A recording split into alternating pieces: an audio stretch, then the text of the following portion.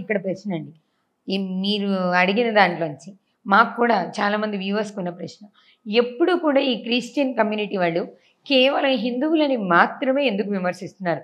ఇంకా అదే స్థాయిలో హిందువులంత కాకపోయినా కొంత స్థాయిలో ఉన్న ముస్లిం మతం అనేది ఒకటి పక్కన కనిపిస్తున్నా కూడా మీరు చెప్పిన 2 తెలుగు రాష్ట్రాల్లోనూ ఎప్పుడూ వీళ్ళ వ్యతిరేక ధోరణి కానీ, వీళ్ళ విమర్శలు కానీ ముస్లిం మతం మీదకి ఎందుకు వెళ్ళట్లేదు? హిందువులనే వాళ్ళు విమర్శించడానికి గల ప్రధాన కారణం ఏంటి? ముఖ్యంగా ఏంటంటే హిందూ సమాజంలో మనకి సర్వేజన సుఖినో భవంతు, ఇంకొకటి మనకెందుకులే అన్న ఒక ధోరణి, వాడి సావు వాడికి వస్తాడులే అన్న ఒక భావనతో హిందూ సమాజం ఉంటుంది. వెళ్ళిపోదాం మన దారిన మనకెందుకులే, వాడి దారిన వాడిపోతాడు, వాడి పాపం వాడికే అన్నట్టుగా ఒక ఉదార స్వభావంగా హిందూ సమాజం ఉంటుంది. దాన్ని అవకాశంగా తీసుకొని 1, 2, 3, 4, 10, 15 మంది పాస్టర్లు అంతే అదే పని. ఏం చేశారు? వచ్చిన వాళ్ళ హిందూ దేవుడిని తిట్టాలా, హైలైట్ అయిపోవాలా, తిట్టాలా, హైలైట్ అయిపోవాలి. ఇక్కడ ఆ ప్రవీణ్ పగడాల వారు మాట్లాడిన మాటలు ఏంటంటే, వారు హిందూ సమాజాన్ని కాదండి, క్రైస్తవ సమాజాన్ని కూడా కదిలిచ్చారు. వారు ఓపెన్గా చంపుతామని స్టేట్మెంట్ ఇచ్చారు ముస్లింలు. మనం అలా ఇవ్వట్లేదు కదా. ఇక్కడ జరిగేది ఏంటంటే హిందూ సమాజం చంపుతామని ఎవరిని అనట్లేదు. వాళ్ళు ముస్లిం అనేస్తారు డైరెక్ట్గా, ప్రవీణ్ని మేము ఎక్కడ దొరికినా చంపుతామని, చంపమని వాళ్ళు తీర్మానం కూడా చేశారు. అంటే ఇప్పుడు హిందూ సమాజం మీద వ్యాఖ్యలు చేయడానికి ఉన్న ధైర్యం మరో సమాజం మీద కానీ, మరో మతం మీద కానీ వ్యాఖ్యలు చేయడానికి వాళ్ళకి ధైర్యం సరిపోవట్లేదు అంటారు మీరు? 100% కదా. ఎందుకంటే వాళ్ళ అగ్రెసివ్నెస్, వాళ్ళ దాంట్లో ఏంటంటే నా మతాన్ని కించపరిచేవాడిని కొట్టి చంపమని చెప్తుంది ఖురాన్లో. నా దేవుడిని నమ్మని వాడిని కొట్టి చంపమని చెప్తోంది. కాబట్టి ఇవాళ టార్గెట్ ఏంటంటే వీళ్ళకు, మీరు చూడండి స్వతంత్రం వచ్చినప్పటి నుంచి కూడా ఇప్పటి వరకు కూడా మారిందంతా హిందువులే, ఎక్కడి నుంచి బయట నుంచి రాలేదు. 0% నుంచి వాళ్ళు 6%కి వచ్చింది క్రైస్తవ్యం. కారణం హిందువులే మారారు.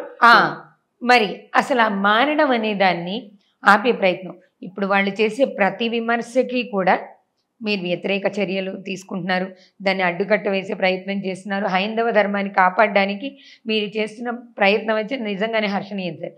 కానీ మీరే చెప్పారు 0% నుంచి 6% దాకా పెరిగిన క్రైస్తవులు. ఎలా పెరిగారు? హిందువులు మతం మార్చుకుంటే పెరిగారు. దీంట్లో ఏ సందేహం లేదు కదా. మతం మార్చుకోకుండా ఉండడానికి సమాజంలో ఏ రకమైన ప్రయత్నాలు జరుగుతున్నాయి?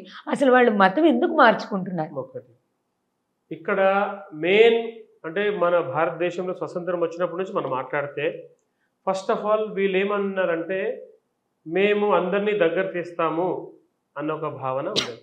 అప్పుడు ఆ పరిస్థితుల్లో కొంతమందికి తిండి దొరికేది కాదు.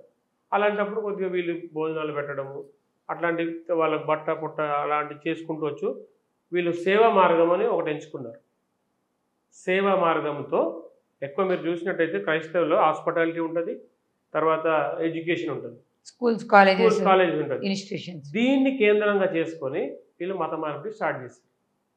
సమాన హక్కు కల్పిస్తున్నాం, భారతదేశంలో తారతమ్యాలు ఉన్నాయి కాబట్టి సమాన హక్కు కల్పిస్తున్నాం అంటూ వీళ్ళు హిందుత్వంలో చీడపురుగులుగా మారారు. ఇక్కడ ఇప్పుడు చూడండి, ఆపదలో అంటే ఆకలి అవుతుందన్నాడు, అన్నం తిన్నవాడు ముందంటే దేవుళ్ళ వచ్చావు బాబు అని అంటారు. దీన్ని అవకాశంగా తీసుకొని మీ దేవుడు దేవుడు కాదు, మా దేవుడే దేవుడు, మీ దేవుడిని నమ్ముకుంటే ఇలా అయ్యావు అని చెప్తా.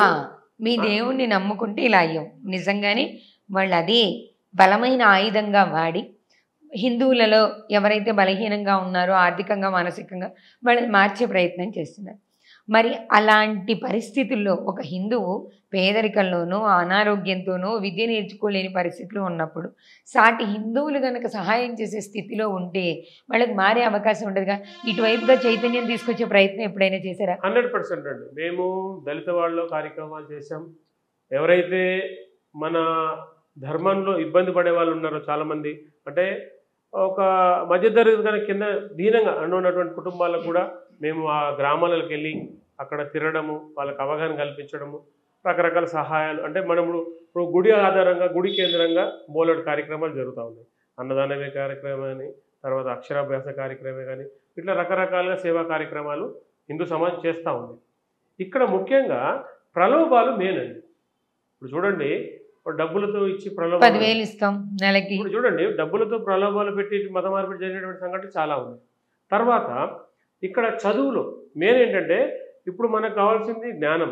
జ్ఞానానికి ఇప్పుడు మనం డబ్బు పెట్టి ప్రైవేటు ఈ యొక్క వ్యవస్థ విద్యా వ్యవస్థ వచ్చిన తర్వాత ఒకప్పుడు మనకు గురుకులాలు ఉండేవి. గురుకులాల్లో డబ్బులు తీసుకునే వాళ్ళు కాదు, ఉచితంగా చదువు చెప్పేవాళ్ళు. ఇవాళ ఏమైపోయింది, కార్పొరేట్ స్థాయికి చదువులు అంటే డబ్బులు పెట్టి చదువు కొనుక్కునే స్థాయికి వచ్చేసిన తర్వాత ఆ ముసుగుతో వీళ్ళు ఉచితంగా మేము చదువు చెప్తామని చెప్పేసి వచ్చేసి వీళ్ళు మత మార్పిడి అలవాటు చేస్తారు. పిల్లల్లో ఒక మెదడులో ఈ దేవుడి గురించి చెప్తూ ప్రార్థనలు చేయిస్తూ రకరకాలుగా వాళ్ళు మైండ్లో ఒక తెలియని భావం నింపేసి స్లోగా మత మార్పిడి చేసుకొచ్చారు. ముఖ్యంగా కారణం ఏంటంటే ఇక్కడ మనలో ఉన్నటువంటి ఒక దాన్ని వీక్ పాయింట్ అనొచ్చు. తర్వాత ఇంకోటి ఏంటంటే నిరక్షరాస్యత కూడా దీనికి తోడుగా ఉంది. అనైక్యత కాదంటారా? అంటే మనలో హిందూ సమాజంలో ఐక్యత లేకపోవడం వల్ల వాళ్ళకి ఎక్కువ అవకాశం కల్పించబడుతుంది అంటాను నేను. ఐక్యత లేదని ఎలా చెప్తున్నారు? అంటే ఒక క్రిస్టియన్ ఒక హిందూ ఇంటికి వచ్చి అతని బాధలు తెలుసుకొని మార్చే ప్రయత్నం చేసినప్పుడు పక్కనున్న ఏ హిందూ కానీ లేదా అతని బాధల్లో ఉన్నప్పుడు పక్కనున్న హిందూ కానీ ఏమాత్రం స్పందించకపోవడం వల్ల వీళ్ళు తొందరగా మారిపోయే అవకాశం కల్పించబడుతుందేమో. ఒక చిన్న విషయం చెప్తాను. ఇక్కడ హిందూ సమాజంలో హిందువులు చాలా విశాలంగా ఆలోచిస్తారు. ఒకరింటికి ఇంకొకరు వస్తున్నారంటే అతను క్రైస్తవుడా హిందువా అని ఆరా చెయ్యరు. మన పాయింట్ క్యాచ్ చేయాలి. అతను ఫస్ట్ ఏ ముసుగులో వస్తున్నాడు? సేవ ముసుగులో వస్తున్నాడు. మనం ఏమనుకుంటున్నాము, సేవ చేస్తున్నాడు, వాళ్ళు కష్టంలో ఉన్నారు, ఈయన సహాయం చేయడానికి వచ్చాడు, సేవ చేస్తున్నాడు కదా పాపం ఏదో అను. ఇక్కడ సేవ దృక్పథంతో వచ్చినటువంటి వాడు మతం మార్చే దురుద్దేశం ఉందని మనం ఎవ్వరూ భావించలేదు. క్లియర్ కట్గా ఎవ్వరూ భావించలేదు. స్లోగా తెలుస్తూ ఉంది మనకి, అంటే సమాజంలో ఏం జరుగుతుందో తెలుస్తూ ఉంది. సేవ మార్గంలో ఇవాళ చూడండి, హాస్పిటల్కి వెళ్తే హాస్పిటల్లో నర్సులు రూపకంగా వచ్చిన వాళ్ళు ప్రేయర్లు చేయిస్తూ ఉన్నారు. చూడండి, మనం ఆపదలో ప్రాణాలు పోతున్నాయని మనం ఆపదలో ఉంటే మీరు దేవుని నమ్ముకోండి ప్రాణం కాపాడదు, ఆటోమేటిక్గా ప్రాణం మీద తీపి ఉంటుంది, ఆ క్షణంలో భయం ఉంటుంది కదా. కాబట్టి ఖచ్చితంగా ఏదో రకంగా మారే ప్రయత్నం జరుగుతూ ఉంది. ఇట్లాంటి పాయింట్ చాలా ఉన్నాయండి. అంటే ఒకటే విధంగా కనుకుంటే ఇటు హాస్పిటాలిటీ, తర్వాత చదువు, తర్వాత సమాజంలో ఆర్థిక ఇబ్బందులు, ఇవన్నీ కూడా ఇన్కాష్ చేసుకొని వీళ్ళు మత మార్పులు చేస్తూ ఉన్నారు. ఈ 6% 0 నుంచి 6కు పెరిగిన ఈ పర్సంటేజ్ ఇంకా పెరగకుండా ఉండడానికి హిందూ సమాజం తీసుకుంటున్న చర్యలు ఏంటి? ముఖ్యంగా హిందూ సమాజం అని కాదండి, రాజ్యాధికారంలో ఉన్నటువంటి ప్రభుత్వాలు చేసే చట్టాలలో లుసుగులు ఉన్నాయి. కాబట్టి ఆ చట్టాలు మార్చాల్సిన అవసరం ఉన్నది. చట్టాలలో మార్పు ఉన్న అమలు పరిచేటువంటి ప్రభుత్వాలు కావాలి. గత 70 సంవత్సరాల నుంచి చూసుకుంటే కూడా మనము ఏ ప్రభుత్వంలో ఉన్నామో మీకు తెలుసు, మాకు తెలుసు. అటు క్రిస్టియన్ కాదు, అటు హిందూ కాదు, ఇటు ముస్లిం కాదు, ఆ ప్రభుత్వాలలో మనం ఉన్నాం. కాబట్టి ఈ 14 సంవత్సరాలు, ఈ 10 సంవత్సరాలలో ఒక హిందూగా బతుకుతున్నాం. ఇప్పుడు ప్రజెంట్ స్వతంత్రం వచ్చిందని అందరూ అనుకుంటున్నారండి. స్వతంత్రం రాలేదండి. కేవలం రాజ్యాంగం దాన్ని ఏమంటారు, ఆ పేపర్ మారింది మనకు తప్పితే స్వతంత్రం ఇంకా కూడా రాలేదు. మనం మాట్లాడితే మన దేవాలయాల్లో, మన స్కూల్స్లలో భగవద్గీత చెప్పేటువంటి అవకాశం లేకుండా పోయింది.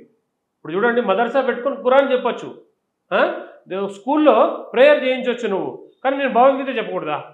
మీరు భగవద్గీత దాకా మాట్లాడుతున్నారు. కొన్ని స్కూల్స్లో పిల్లలు ముఖానికి బొట్టు, చేతులకు గాజులు వేసుకొని ఇవ్వని పరిస్థితులు కూడా ఉన్నాయి. అలాంటి పరిస్థితులు అధిగమించడానికి మనం చేయగలిగిన ప్రయత్నాలు, చట్టాలు మార్చాల్సిన అవసరం ఉంది. ఇది హిందూ దేశము, ఇది హిందూ రాష్ట్రము, ఇది లౌకిక దేశము కాదు, ఇది మతపరంగా విడిపోయినటువంటి దేశము.